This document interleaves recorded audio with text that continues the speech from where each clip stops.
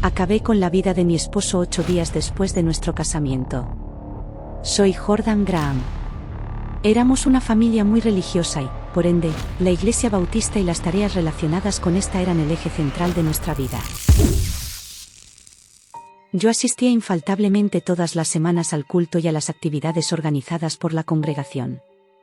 Mis allegados me describían como una joven más bien discreta, tímida y reservada, que desde hacía algún tiempo trabajaba de niñera en casas particulares mientras perseguía mi sueño dorado de conocer a un buen joven, casarme, tener hijos y dedicarme por entero a cuidar a mi familia. Este sueño era conocido por todos mis amigos y compartido por muchas de mis amigas en esa localidad. En esa comunidad, los hombres se dedicaban al trabajo del campo y participaban en eventos de rodeo.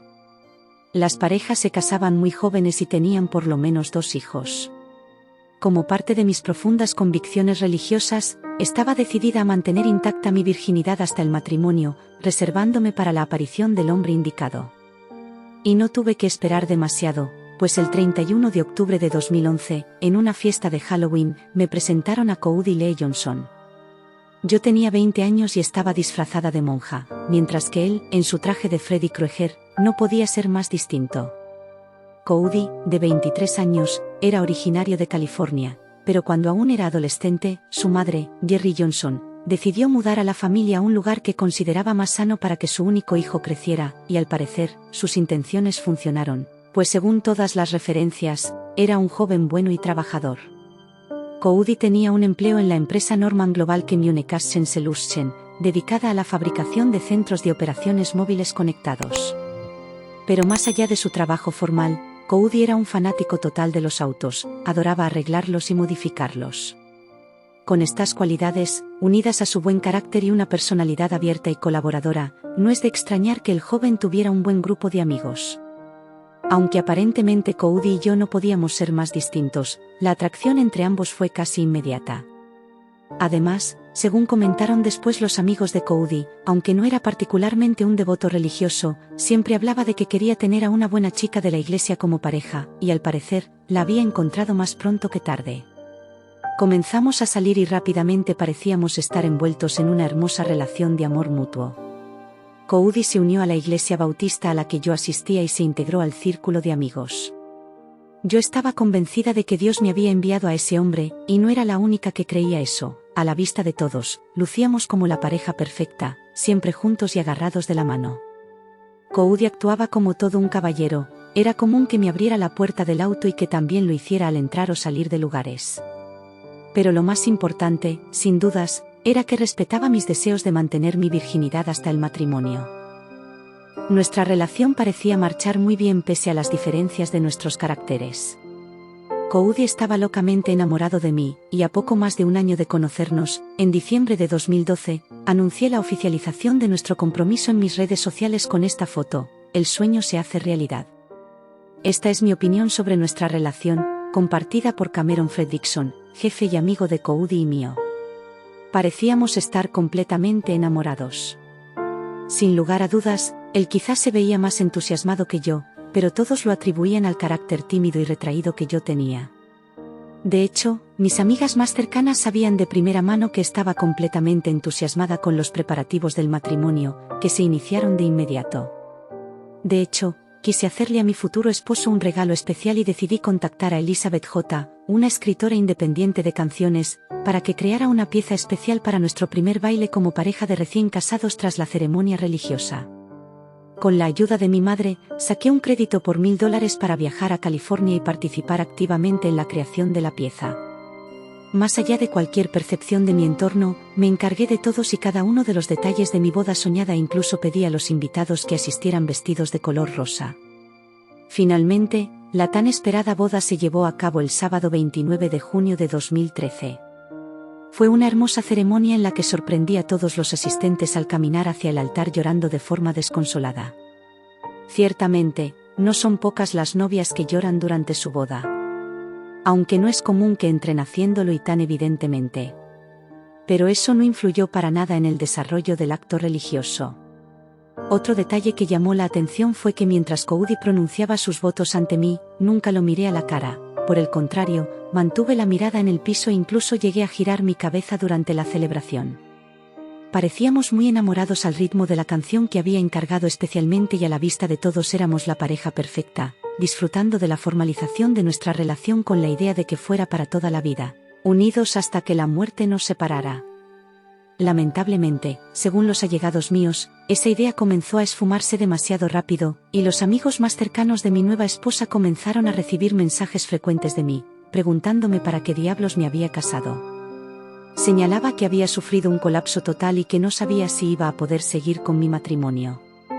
Nadie le dio demasiada importancia a estas comunicaciones, simplemente pensaron que aquella chica tímida y retraída que jamás había estado sola fuera de su casa ahora se estaba enfrentando a un cambio de vida radical y estaba asustada.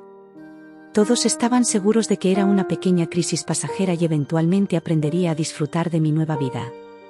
Pasaron los días y las cosas no mejoraron.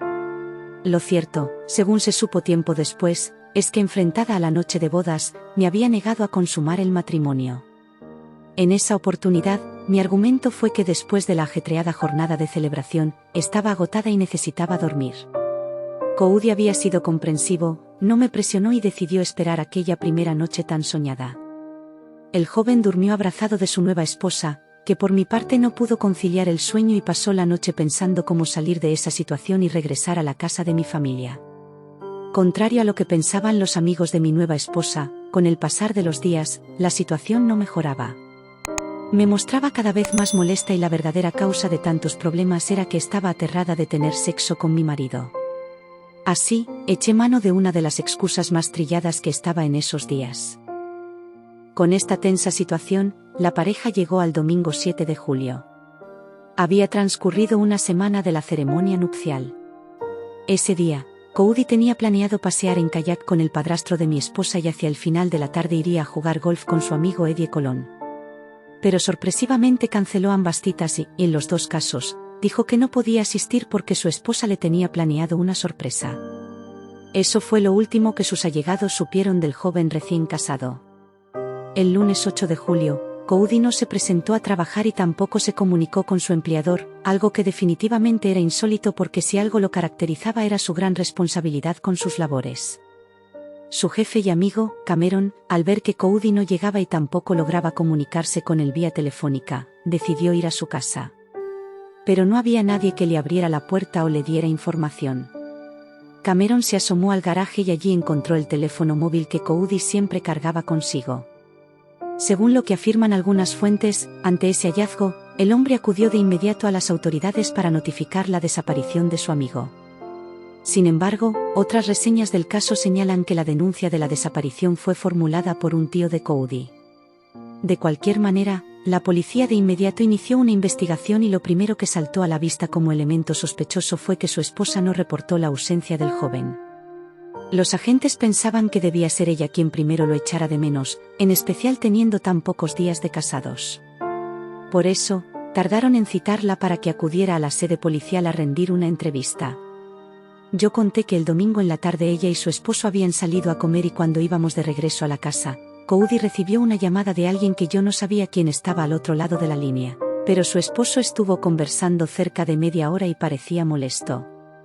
Según mi relato, al llegar a su nuevo hogar, noté que mi teléfono celular se estaba quedando sin batería y yo había dejado olvidado el cargador en casa de un chico al que cuidaba, por lo que volví a salir para recuperar el dispositivo. Afirmé que, de regreso a la casa, recibí un mensaje de texto de Cody. Cuando el interrogador me pidió que le mostrara el mensaje de texto al que estaba haciendo referencia, afirmé que lamentablemente no podía porque nosotros teníamos la costumbre de borrar los mensajes escritos después de leerlos. Sin embargo, sí pude agregar otro dato.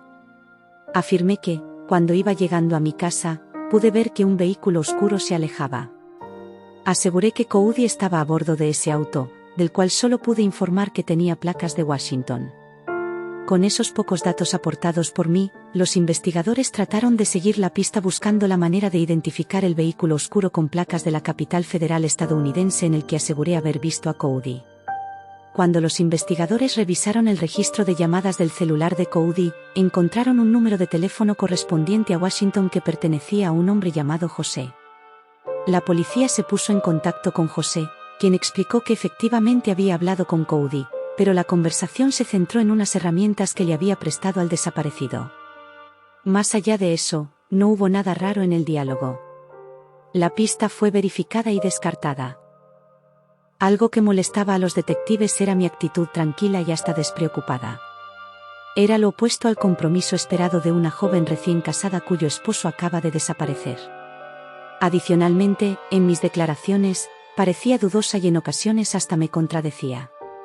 De cualquier manera, mientras la policía continuaba buscando pistas, amigos y familiares míos se reunieron en mi casa para tratar de ayudar a encontrarlo.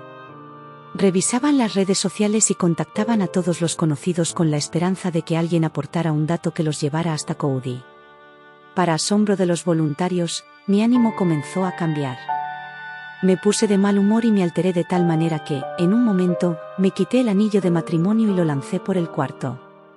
Sin embargo, al final, todos pensaron que el extraño comportamiento podría ser producto de los nervios y que cada persona tenía una forma particular de liberarlos. Pronto, yo misma aporté más información a la policía. Antes de seguir, deja tu me gusta y suscríbete si aún no lo estás. Tampoco te olvides de compartir este vídeo si crees que a alguien que conoces le puede interesar. A 2 días de la desaparición de mi marido, me presenté en la oficina del sheriff para mostrar un correo electrónico que había recibido de una cuenta identificada como Caratoni 607. La persona que lo envió se identificaba como Tony y decía que ya no había que molestarse en buscar a Coady porque se había ido. Tony agregaba que había visto la publicación mía en redes sociales acerca de la denuncia de persona desaparecida y por eso le envió el correo. Relataba que Coady había ido con algunos amigos el domingo por la noche a Columbia Falls y había comentado que necesitaba tiempo con sus amigos y tener un paseo alegre. Continuando con el relato, afirmaba que 3 de los muchachos regresaron diciendo que habían ido a dar un paseo por el bosque, mientras Coady fue a dar una pequeña caminata, y estaban seguros de que se había caído por el precipicio y falleció. Los amigos se fueron sin darle tiempo a Tony de registrar sus nombres o teléfonos. Finalmente, le sugerí a mí que cancelara el informe de persona desaparecida porque Coady se había ido. Columbia Falls es considerada una de las puertas de entrada al Parque Nacional de los Glaciares. Así que, con esta información, al día siguiente los investigadores organizaron una exploración. Pero se trataba de buscar una aguja en un pajar, considerando que ese parque cuenta con más de 100,000 kilómetros de senderos para visitar.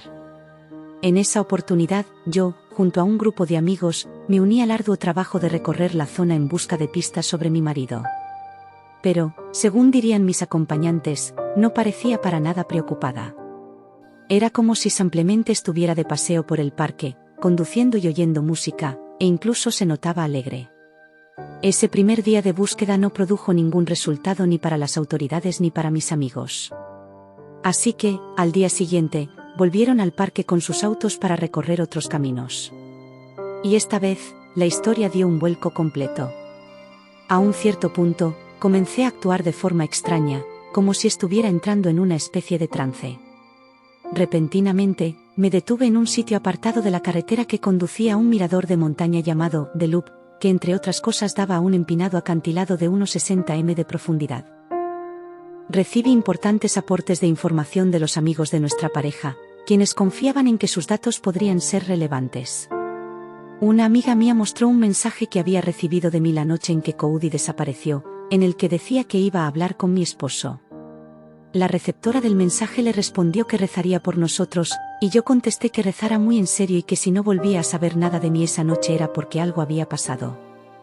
Los investigadores revisaron las imágenes de la cámara de seguridad de la entrada al Parque Nacional de los Glaciares y encontraron una donde se podía ver el auto de Coady entrando al lugar, y en el asiento del copiloto iba yo. Además, al triangular las señales de los teléfonos celulares de ambos esa noche, los dos fuimos ubicados en el parque. Con esos y otros descubrimientos, los investigadores volvieron a citarme a la sala de interrogatorios para enfrentarme con la evidencia de todas mis mentiras. Finalmente, me derrumbé y admití que las declaraciones que había dado hasta ese momento eran falsas.